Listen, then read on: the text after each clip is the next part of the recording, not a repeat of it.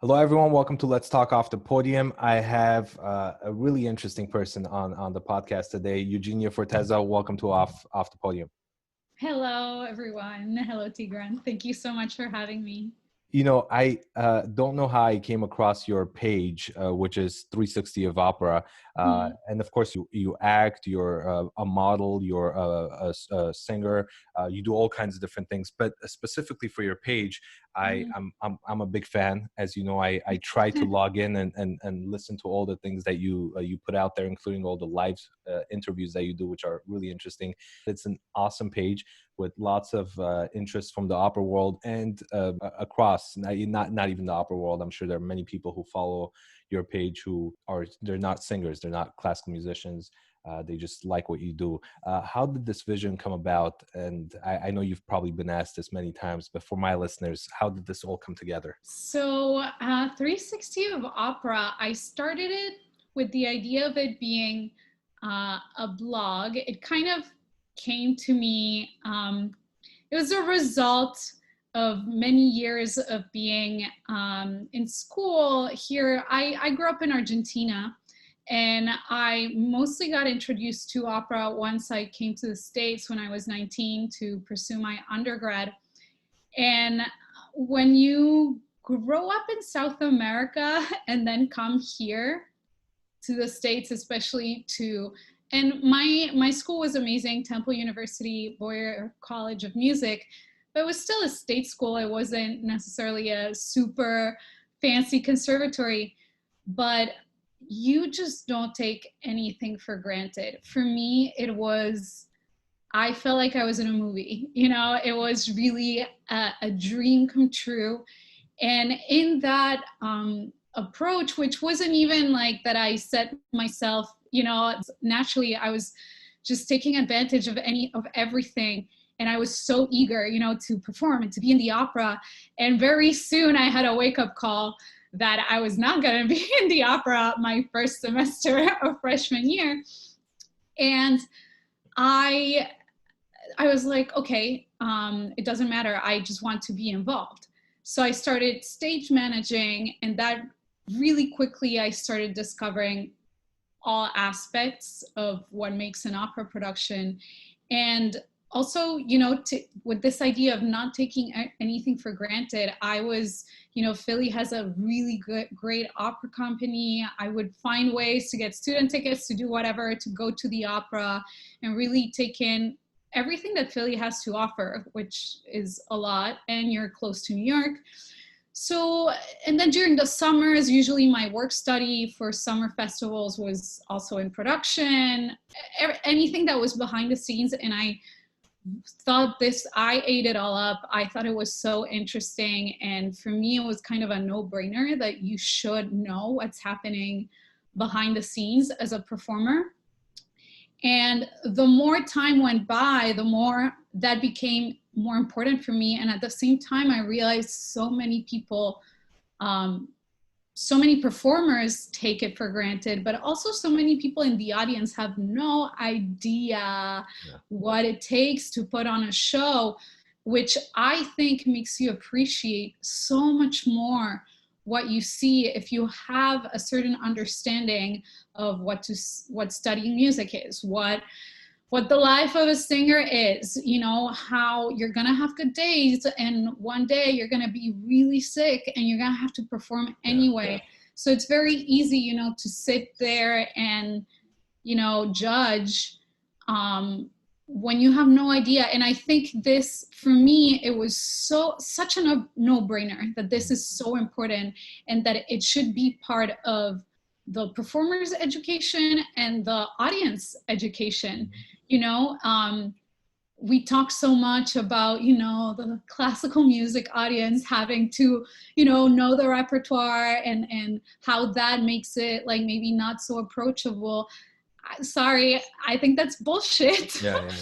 And I think a way to make it more approachable is to actually understand that, making all of the backstage, the brush strokes and all of that accessible and out there and part of someone's education puts us all in the same boat, So that was a little bit all of my philosophy behind 360 of opera.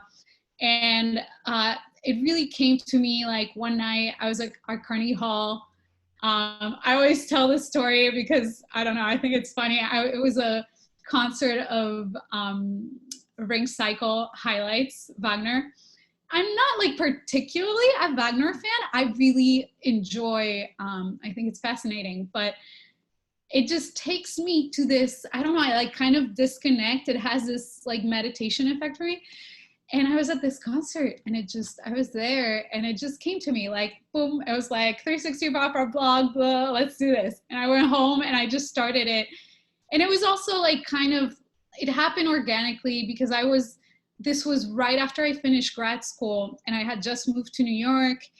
And, you know, I was like hustling, doing whatever I could do to get free tickets to things. Or, you know, at that time I was working at the Carnegie Hall gift shop, mostly because I wanted to see concerts for free.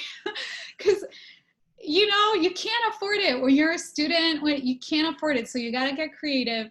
And that's when I started it in 2016, and I didn't have a plan. You know, it really, I went with the flow. I met some amazing people along the way, and I think the fact that I never had a specific plan, it's really what allowed it to evolve organically, you know, into, I'm always very, I'm able, because I don't have a set structure, I'm able to really listen and see what's happening and react to that, which I think is so important in this medium, you know, of media and social media. It's, you have to be quick on your toes because, I mean, news and topics just change so quickly.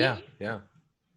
So that's a little bit the backstory. Yeah, that's awesome. And my favorite part of that whole thing is that this is a great lesson for young musicians. I always think about young musicians. I work with youth orchestras as well, and I always think about life lessons in things that some of my inspirational guests talk about. And when with you specifically, there's so many moments, but the fact that you went to school and, you know, weren't chosen for, you know, to be in an opera, but you're like, you know what, I'm not just going to go home and be pissed about this and, you know, complain, but I'm going to find a way to make something out of this experience, and which led you to be very successful at what you do. And you know, one thing I've been following you on all these social media platforms that you're part of. You wrote something today on social media. Why don't you share what you wrote about? I really enjoyed it. So just as a intro, I try on social media. I think social media is a great tool, and that's why I also want to, I think part of my mission is to demystify social media. A lot of people, you know, treat it as something evil or something they have to do, or it's a tool. Yeah. You do what you want with it, and it can be very, very useful. We met through social media. And so I try to, whenever I can, you know, from my own experience and my own reflections, you know, to share things that I think might be helpful to others. Because if it's helpful to ourselves, it's usually helpful to others too. So I wrote, there is no guarantee that a set of specific steps will get you where you want to be. And then I go on a little paragraph about manifesting what you want. And yeah, I've always struggled with, when I was in high school, I was more of a structured person, I think. You know, I was a very good student. My goal in life was to have the best grades I could have, so that then I would have all options available, right? Because I didn't necessarily know what I wanted to do. So I was like, okay, I'll just get the best grades ever, and then I'll have all the options. And then I did, and then I still didn't know. So that's another story. But as, you know, I left my house, I left my house in Argentina. My parents are in Argentina. So it's a pretty long way. If you don't know where Argentina is, it's south, very much south. And it's far. It's very far from here. I landed in Philly, then I was in Jersey, I was in Boston too, now I'm in New York. And, I was 19. I wasn't a baby, but, you still have a lot to learn at 19. So I think a lot of what this whole journey of, leaving and being by myself for undergrad, grad, a lot of what it has taught me is that you have to be flexible. Mm-hmm. You have to be flexible, and you have to, some people have more of that kind of personality naturally, but it's like anything else. It's something you train, mm-hmm. And it's a mindset. And there's so much you can do, especially as a musician, to, have your discipline and have your structure for certain things, but be able to let go from that to make room for creativity. And the more, especially now with everything that's happening, it is so clear that, a step-by-step path is really an exception. Some people do that, and sometimes it happens, but you can't count on that. That should not be your plan. Yeah. Your plan should be, a lot of things are gonna go wrong. Yeah. So I have to, stay focused and stay on my lane and really understand what matters in the long run. And a lot of that is self-discovery. It comes to a point where, when you're in your early 20s, you don't think about certain things. And I'm 30, there's certain things that now I do have to start thinking. And that also informs your career and the way you do things. So I think that thought was, especially right now with all the unknowns, don't get stuck, and don't get obsessed with, oh, I have my goals and I have to work towards my goals. And like, yeah, but it's more about, I have a way, way bigger picture mindset. I think if your goals are so specific, yeah, okay, if they happen, like somehow, okay, great, good for you. But there's a very, very high probability that very specific goal is not gonna happen the way you want it to happen. So you're kind of setting up yourself for failure and suffering, and we have enough of that, It's like, make it easier, pick your battles. Yeah, well, so that was a little bit what I was thinking about. One thing that I've noticed with you and others who do high level work with different things in the music world, classical or jazz, because I talk to a lot of jazz artists as well, mm-hmm. is that I've noticed that you might have a goal, but at the same time, you're open to the possibilities of different things. And as classical musicians, as jazz musicians, or artists in general in all the fields, it's important to know that you're contributing to the art form. And it's okay if you don't sing at the Metropolitan Opera, but maybe you'll have a bigger contribution to, what you're doing as a blogger, and as when you 360 of opera and other things that might be more important for the world of music and opera than someone who might have one performance at the Metropolitan Opera. So it's really about, thinking about what you can contribute. And if that path changes, you don't end up singing at the Metropolitan Opera, but you're still making a big impact for the youth, for the world of opera and world of classical music. And, introducing people, even more importantly, introducing people who might not even like opera or not know of opera, but you introduce them in an interesting and unusual way. They're like, wow, the opera is actually really fun. And that's something I've been really fascinated with opera. And maybe that's why I kind of stumbled upon your page, is because opera is much more exciting than even 5 years ago or 10 years ago for some reason. And I think in a previous interview, you've talked about this, some of your thoughts on how that has changed in the opera world. Yeah. Well, I think a little bit about what you said before, that you need, I think especially, young artists, you need to really ask yourself why you're doing this. What do you want? What do you want out of all this? If you're just doing it because you want the lights on your face and to be famous, go do something else, because it's gonna be really hard. I think, real artists, the artists that, an artist is a very broad term, at least the way I see it. Creatives, artists that are going to leave a legacy and make a mark, are people who are doing this because they love opera or whatever your niche might be. You love it so much that you can't stop thinking about it. And you love it so much that you want everyone else to be a part of it and to understand why this is so amazing. I mean, that was my main driving force but before I created 360, I was desperate. I had this like fire coming out of me. I was like, how, like I'm too young to express this when my singing to the level that I want to be doing it. So what am I gonna do in between? How am I gonna, communicate this to people? And this is how this happened, and this is it's very liberating in a way, to understand that you're doing this also. Like artists heal, artists help people remember who they are. People, especially in our world right now, people that are not artists, a lot of people are numb. They're numb. They go to the opera to feel, so if you're just there on stage doing it for yourself and you're a selfish artist, of course people are going to stop going to the opera and it's going to be boring.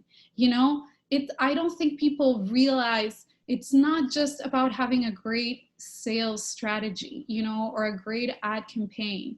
That's so short-term mindset. There is so much that goes into making opera relevant and long-lasting. And a part of that is the mindset of the artists, and of course we have to make money and like make a living, and we all want beautiful things, of course. But I think that's very important, and I don't think a lot of people in charge, or even the artists themselves, are totally seeing that yet. I did have another question for you. Marketing, you've watched so many different organizations, so many different artists that you follow, and you know personally maybe. There are some things that we are not doing correctly, and some organizations, some artists, obviously not everyone, that are not doing correctly. What have you noticed as being experienced as a marketer yourself of classical music, opera? What are some things that you see are obviously wrong in the way arts organizations and artists market themselves, if any? Well, first of all, I think, you have to start from the idea that some things are going to work and some things are not going to work. And until you don't try them, you're not going to know. Yeah. If you have a team of smart people who know what they're doing, who are creative, a diverse team, let me specify that you need to have a diverse team for all voices to be heard and be relevant. So that's number one. But still, with a really good team, you'll have to take some risks. And like everything else, we remember the great things, but we also, in remembering the great things, we need to understand that for those great things to stick, there were a lot of not so great things. So, I think we have to also, because so many people and so many organizations are so afraid to, make them, which is understandable because it all comes down to money. You don't want to make big mistakes because then you spent a lot of money. That's understandable. But we have to find a way to not be so fearful of taking a risk, or trusting, a young person on a team that might have an idea that doesn't sound great to the old board. But that might actually resonate with a lot of people. And the nature of marketing is a little more short-term. It's kind of the nature of the beast. And I'm not saying you shouldn't focus on selling tickets, of course, but it's part of a much, much bigger animal. And it's hard to say because it depends a lot on the situation. It depends a lot on the piece. It depends on the company. But I think starting from the idea that marketing is communication, and that one of the big reasons why, you know, people might say like, oh, not, you know, opera is not as popular anymore, all these things that I'm like tired. It's like my mission every day. I wake up to fight these things. But let's say if there was an element of truth in that, the way I see it is because there's been miscommunication. It's all about communication, social media, marketing, all of it is about communication. So how do we, you know, communicate better what it is that we're doing? How do we communicate to more than one audience that, you know, the board might think is the people who are going to buy the tickets? All of there's so many preconceived ideas that I strongly believe now is the time to throw all of that, all of those ideas, you know, all of those limitations to the trash. The world is upside down anyway. So why wouldn't we, you know, really rethink everything and you know, and not try to, okay, like figure, you know, how we're gonna make concerts in the fall, and is this gonna stick forever or not? Who cares? It might, some of it won't, we don't know. As long as we're moving forward and making progress, you know, and really thinking, not only in music, right now there's so many things as humans we should all be reconsidering, you know, especially as far as health. I mean, living in New York City, I cannot tell you, and I'm a singer, so I was already pretty, you know, I take care of myself, I'm careful, but still there's so many things that now with this coronavirus, you're like, damn. There's certain things like we should have been doing all along, like fall and winter, people should probably be wearing masks. The subway in New York City is nasty. I've never seen it so clean. I had to take it the other day. You know, so it's these things that I think now is a great time for opportunity, actually. As much as a lot of things suck, we are being presented with a big opportunity to change things. And, you know, change isn't always comfortable. And it's not always pretty, and until we get to a point where we can see, you know, positive results, there's going to be some ugly things, but we got to take some risks. If not, it's always going to be the same problem.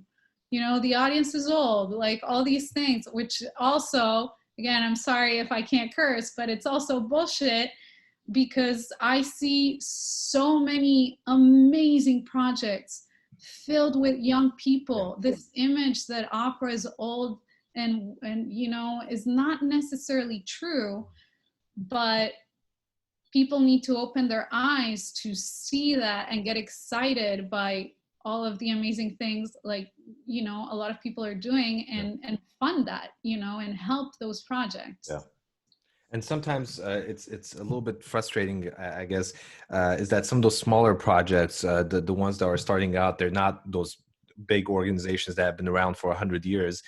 Those get overlooked by major donors, and like you said, they do some very interesting, amazing projects, really forward-thinking projects, but they're overlooked because it's not the big opera company or that big, you know, organization. So hopefully people will come around and understand that sometimes something that starts off, you know, young might actually have a really good, you know, potential in future, and even an idea to really present to a wider public and really change minds and ideas of what music and opera and everything is about.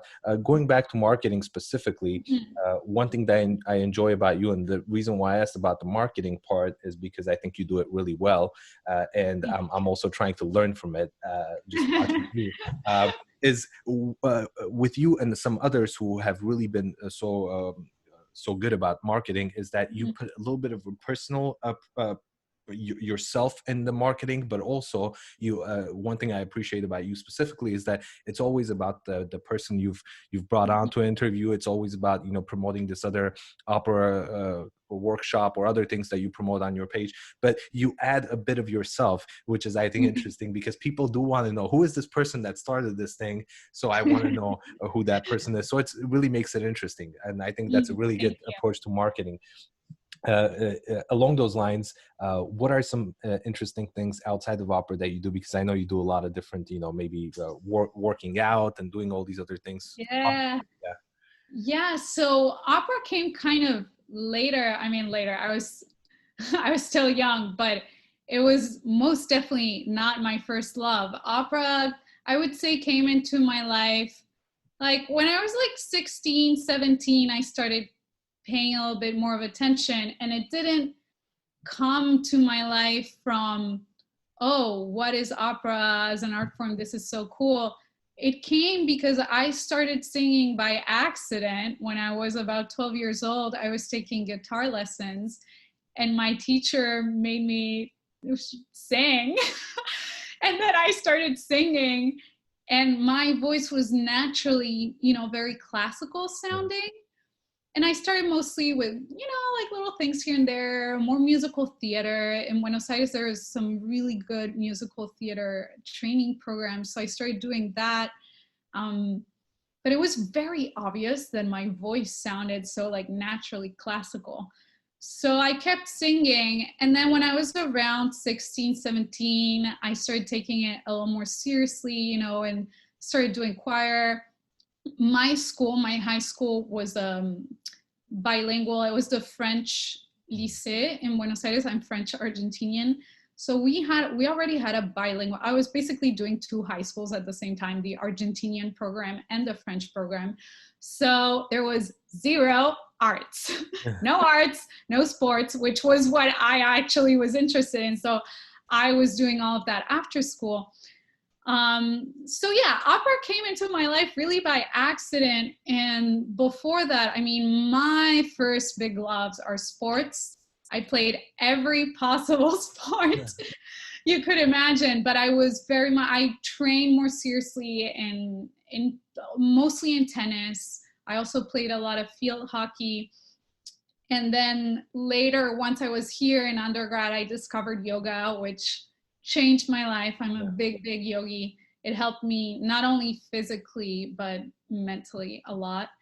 I'm also a huge movie buff. Since I was very little, I was obsessed with Hollywood.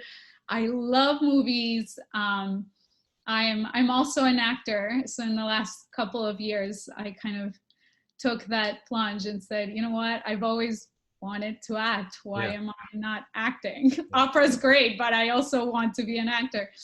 And to be able to combine it on the opera stage, I think it's so important to be a good actor if you want to be an opera singer.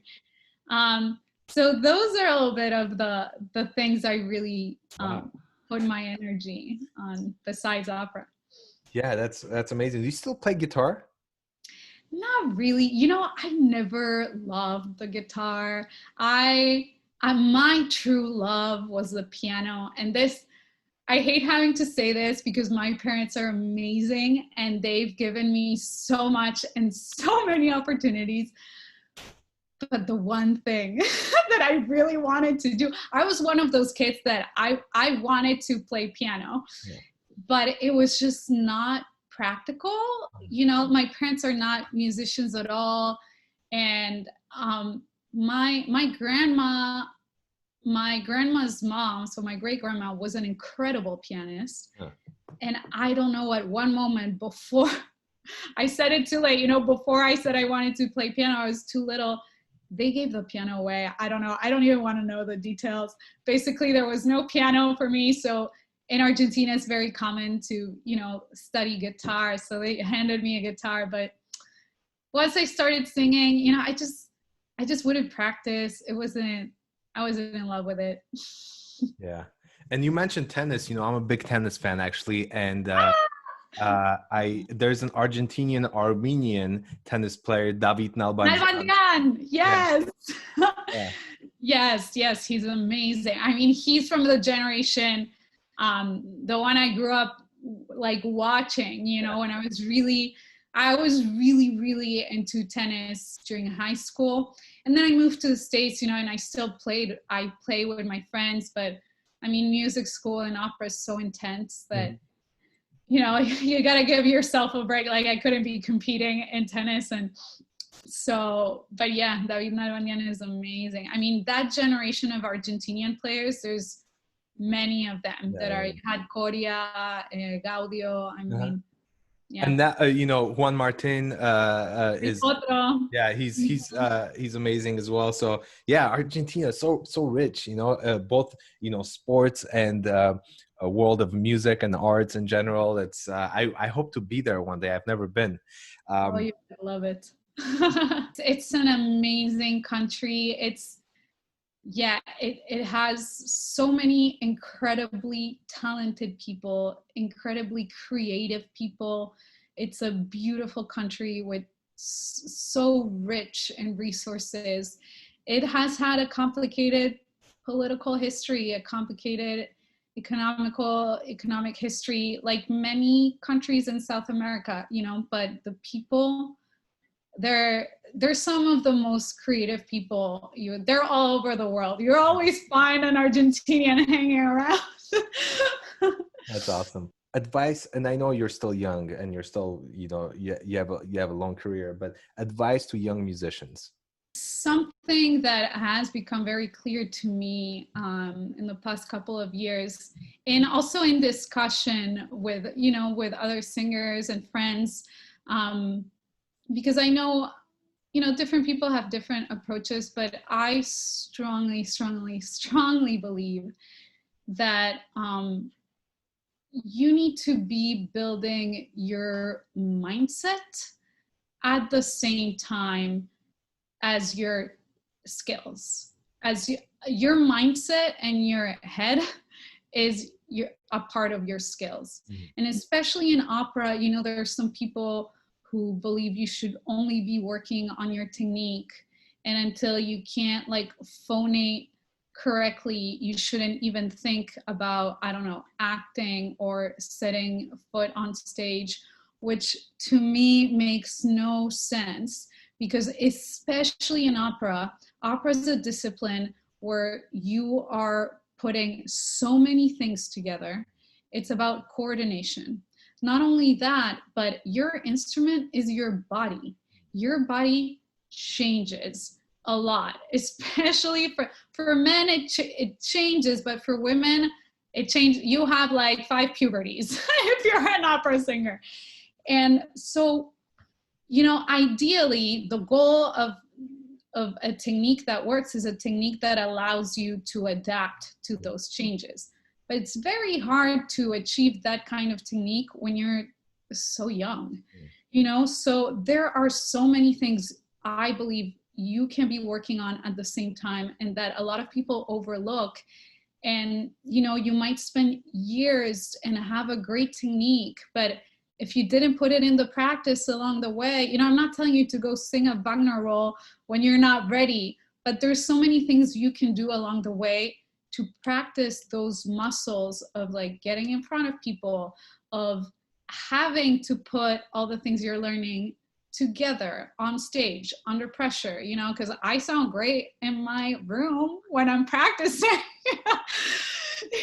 but it's a whole other story to have to do it with other people on stage, to have to sing ensembles. You have the conductor, you have the lights, you have the costume that tilts your head. There's so many things. And what unites all of these skills is your mindset, is your head. So I cannot stress enough, not only for opera singers, really for anyone who's a musician or performing, how important it is to find, and this could be, many things. For some people, it's, a spiritual life, religion. For some people, it is a sport, training a certain way. For some people, it's yoga combined with meditation. I think you have to be open to, it can take some time to find that, it took me it's a journey, right. But I think that should definitely be one of your priorities. It's very, very important, especially because let's say you make it, and for the people just listening, I'm making quote marks. Yeah. You make it, what does that mean? But let's say you made it and you're in a really good position.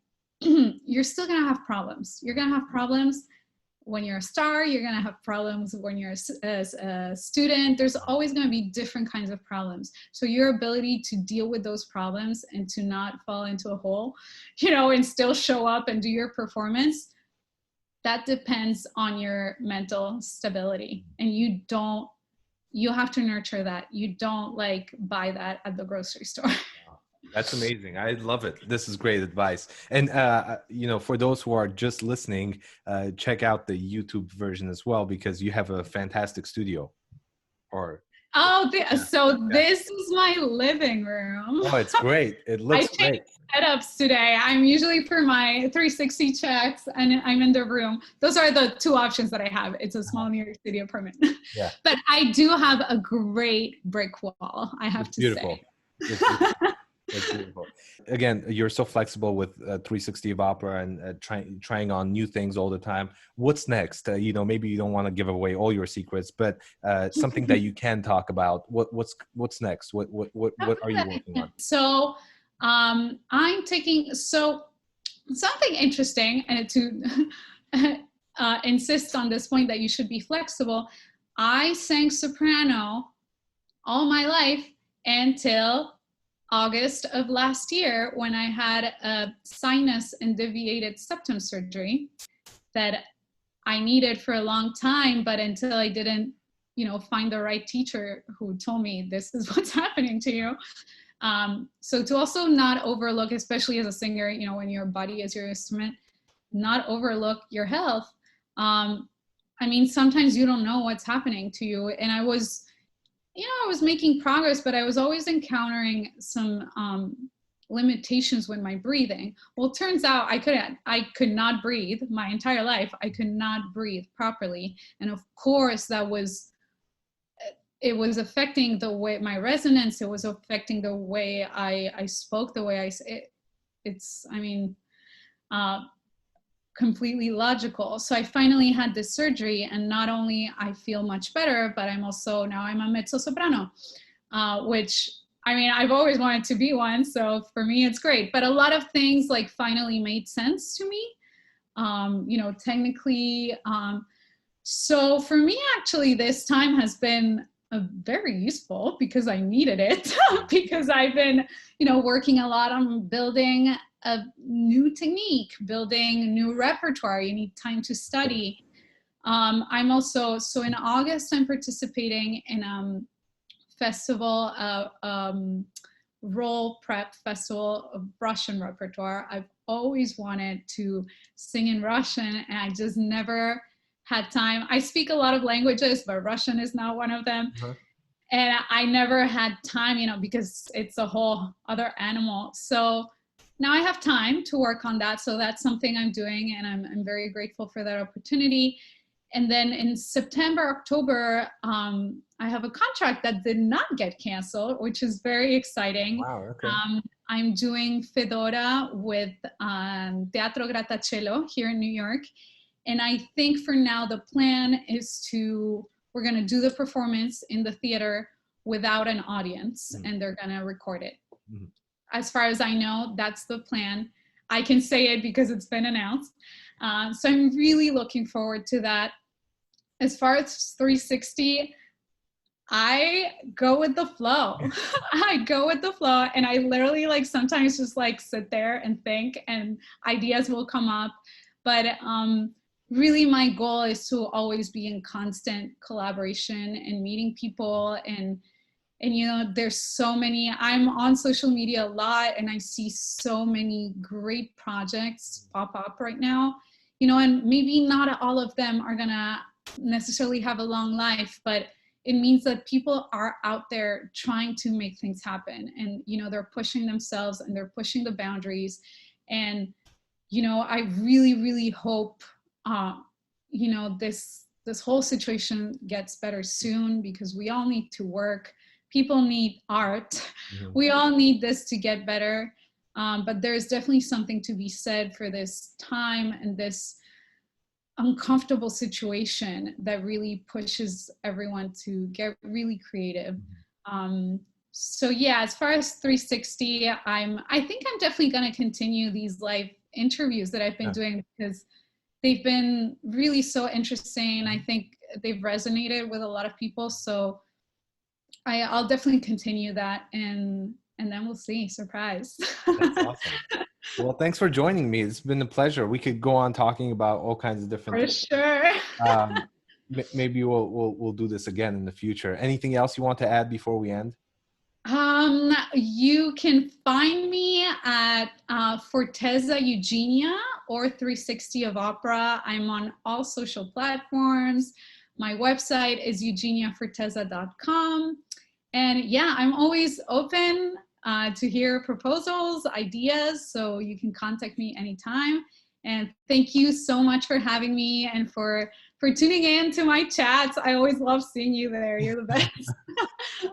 Well, thank you so much for all you do. It's been a pleasure, and I'll make sure I add your website link so people could find you. So thank you so much. Have a beautiful day. Thank you so much. You too. Thanks for listening to Let's Talk Off the Podium. If you enjoyed this episode, please comment, share, and subscribe. Stay tuned for the next episode.